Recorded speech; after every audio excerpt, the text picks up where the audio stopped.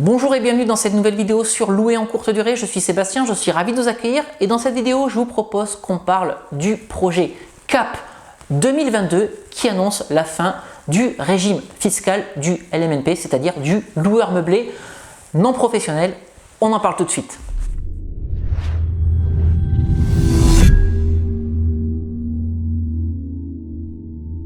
Alors il y a beaucoup d'informations qui circulent sur internet concernant la disparition du régime du loueur meublé non professionnel et c'est en particulier le projet CAP 2022, donc Comité d'action publique 2022, qui annonce la fin de ce régime LMNP. Donc je vais vous expliquer ce qu'il en est exactement dans cette vidéo, mais avant qu'on rentre dans le vif du sujet, je vous invite à vous abonner à cette chaîne YouTube en cliquant sur le bouton s'abonner et en activant la petite cloche pour rejoindre une communauté de plusieurs milliers de personnes passionnées d'immobilier et pour vous tenir informé de la publication en temps réel de toutes mes nouvelles vidéos. Et puis si vous arrivez aujourd'hui sur cette chaîne pour la première fois, je vais vous souhaiter la bienvenue en vous offrant deux e-books: Convaincre la banque, mode d'emploi et doubler son salaire avec la location courte durée.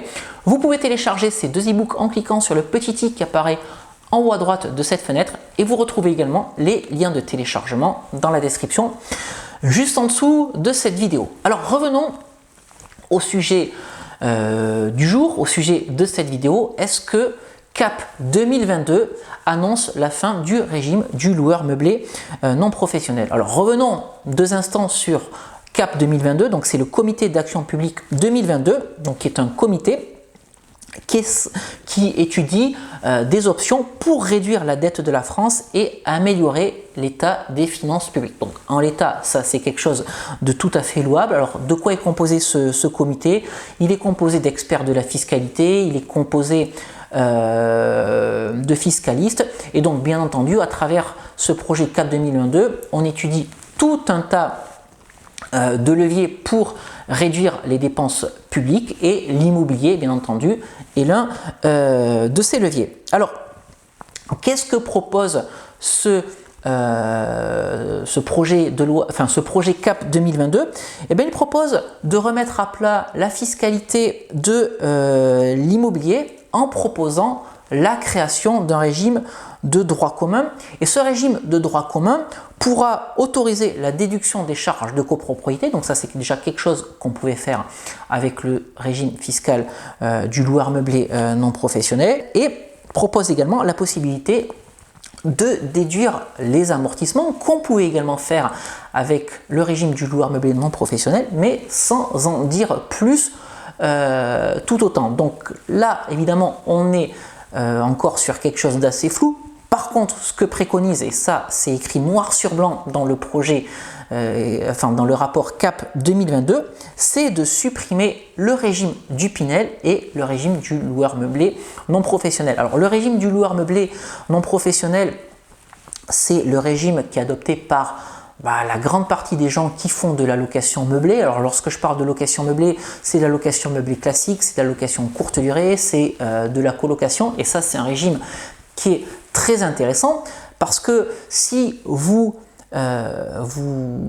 faites de la location meublée au régime du loueur meublé non professionnel et que vous adoptez le régime du réel, vous pouvez passer dans votre fiscalité tout un tas de charges, tout un tas d'amortissements, ce qui fait que votre assiette d'imposition peut se retrouver égale à zéro et donc vous gagnez de l'argent avec vos revenus locatifs. C'est ce qu'on appelle le cash flow, puisque votre loyer va couvrir toutes vos charges, mais comme votre assiette d'imposition va être nulle, en fait, vous ne payez aucun impôt sur les revenus locatifs. Et le gros intérêt finalement de ce régime du loueur meublé non professionnel, c'est qu'il cumule les avantages de la fiscalité des entreprises lorsqu'on parle de charges, lorsqu'on parle d'amortissement, et c'est là que je vous dis que l'assiette fiscale, l'assiette d'imposition peut être nulle, donc vous n'allez pas payer d'impôt sur vos revenus locatifs, mais elle offre également les avantages de la fiscalité du particulier parce qu'au moment de la revente,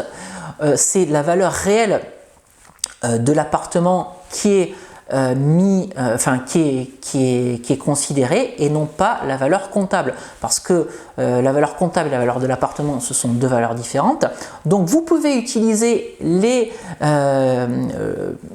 système des amortissements pour venir réduire votre assiette d'imposition, mais par contre, ces amortissements ne rentrent pas en considération au moment de la revente puisque ce n'est pas du tout la valeur comptable de votre bien immobilier qui est utilisée pour calculer la plus-value. Donc, c'est le régime du LMNP, c'est quand même quelque chose qui est plutôt intéressant lorsqu'on souhaite se lancer dans l'immobilier en nom propre sans vouloir passer de suite sur de la société SCI, SAS, SARL, tout ce que vous voulez. Bref, ce projet CAP 2022 préconise la suppression de ce statut LMNP.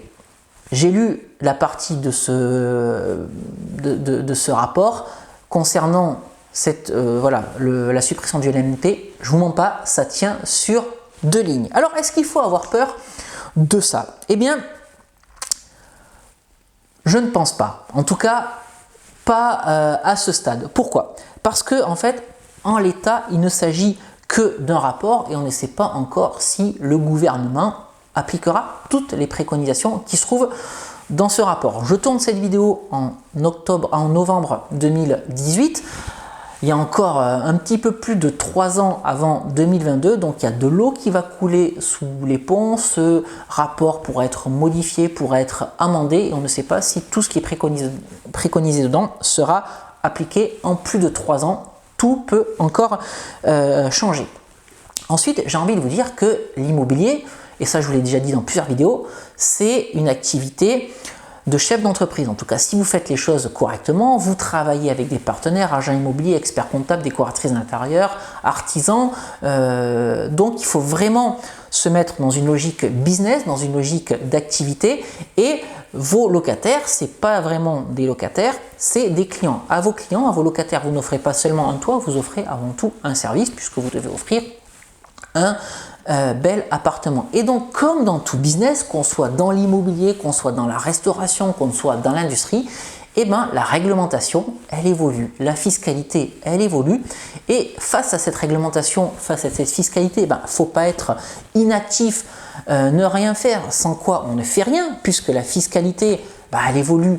Elle évolue totalement. Par contre, il faut plutôt jouer avec cette fiscalité. Il faut être proactif, il faut engager des actions et ensuite, on joue avec cette fiscalité en se faisant accompagner d'avocats fiscalistes ou d'experts comptables. Mais si vous attendez que tout soit stable pour pouvoir faire quelque chose, vous ne ferez absolument rien.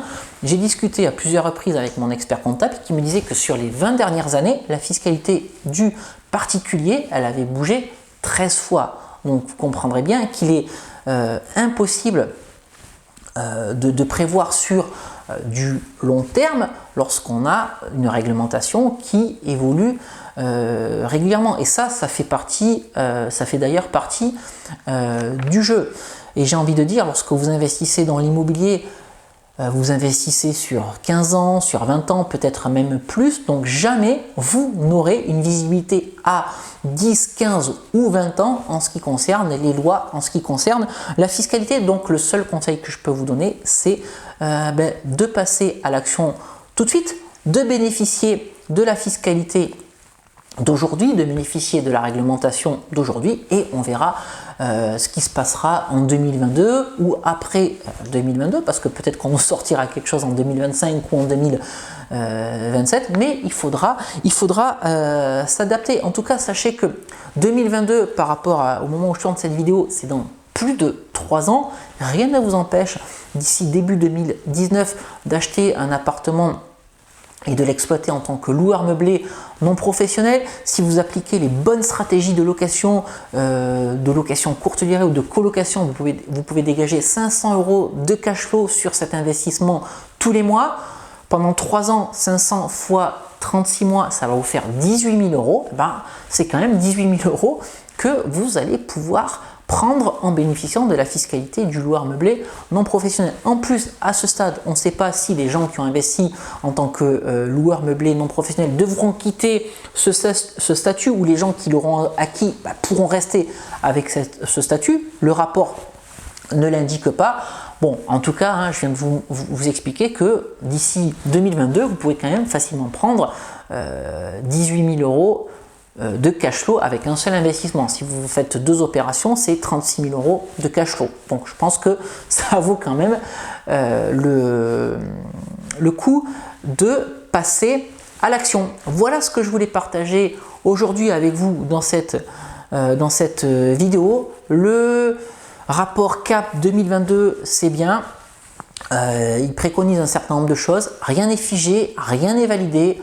Tout peut encore changer et de toute façon, tout pourra encore changer après 2022. Ce que je peux également vous dire aujourd'hui, c'est que le statut LMNP, ça reste quelque chose d'intéressant, mais vous pouvez également penser à la société. Vous pouvez faire de la SCI, de la SAS, de la SARL, puisque la fiscalité des sociétés se rapproche de la fiscalité du LMNP. En fait, c'est plutôt l'inverse. C'est la fiscalité du LMNP, au réel bien sûr, pas au micro-BIC, pas au régime forfaitaire. La fiscalité du LMNP au réel se rapproche de la fiscalité des entreprises. Donc là, ça peut être également intéressant de considérer l'investissement en société à court, moyen ou long terme pour savoir quel est le meilleur choix pour vous, quelle est la meilleure option. Le mieux est de se rapprocher d'un expert comptable qui étudiera vos situations personnelles et professionnelles. Voilà tout ce que je voulais partager avec vous aujourd'hui dans cette vidéo. Si cette vidéo vous a plu, n'hésitez pas à liker, n'hésitez pas à partager, n'hésitez pas à partager avec des personnes qui ont entendu parler du rapport CAP 2022 et qui ont peur d'investir dans l'immobilier. Aucun souci, aucune crainte, on avance et on s'adapte. Sinon, on ne fait rien. Je vais vous quitter sur cette bonne parole et puis comme d'habitude, on se retrouve très prochainement pour une nouvelle vidéo sur louer en courte durée. Je vous dis à très bientôt. Ciao.